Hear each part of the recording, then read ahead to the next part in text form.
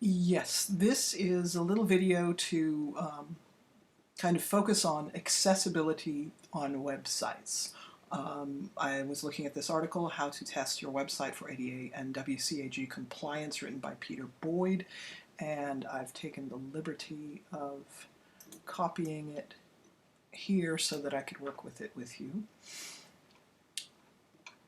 Okay, most people are familiar with Americans with Disabilities Act, ADA. The ADA was passed by the federal government in 1990 and helps to protect people who require physical accommodations, such as elevators and ramps for wheelchairs. It also prevents discrimination against them. Many people may not know that ADA compliance extends to websites now.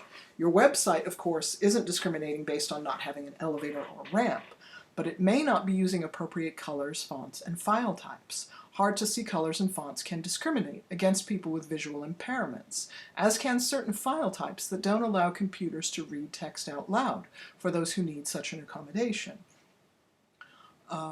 So websites now are regulated, including the Canvas that I use for my online classes. The content there has to be accessible, universally accessible. And we don't care about the lawsuits for our purposes right now. So how can you test your website or the websites that you are comparing for ADA and WCAG compliance? To ensure that your website complies with ADA and WCAG standards, a combination of automated and manual testing is best. And I'm just going to talk about the manual testing that you should be looking for. And again, there are really three basic types of if you like, needs. For people who are colorblind, websites need to have sharp contrasts so that they can see what the website, what kind of content the website is trying to highlight or where it's trying to draw attention. Red-green is the most common type of color blindness, which is why I imagine you have never seen a website that has red and green as its primary color scheme. The color schemes are going to for example, you wouldn't just use like 3 different very close shades of blue on a website. For most users, that's not very helpful, but for the colorblind, it's kind of indistinct, period.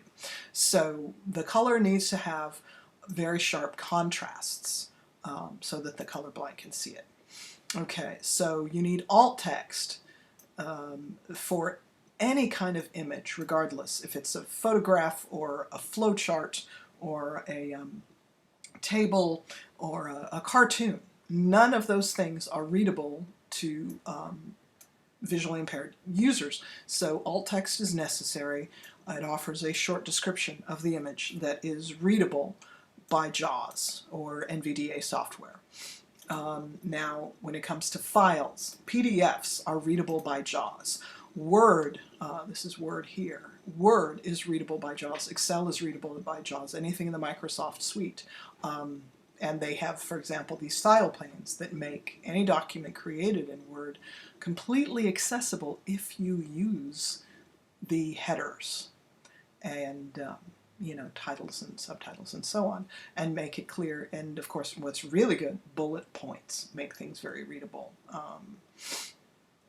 A kind of organization that between the keyboard and the JAWS reader, the website can be read.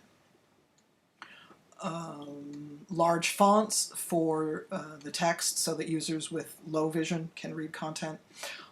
Completely navigable by keyboard, because obviously using a mouse, it only helps if you can see where the cursor is.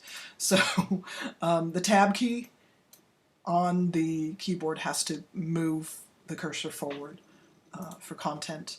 One other thing. Yeah, the website, it shouldn't really open and just start speaking. If it does, that's okay. But to make it really, really navigable for the visually impaired, there should be things like clickable subheadings.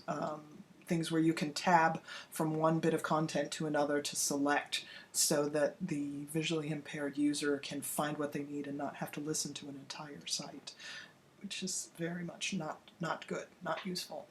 Okay, for a variety of users, your text, and you'll notice this any web page you've ever read, it was probably written between 6th and 8th grade level, so that it's immediately understandable to all users regardless of their language background.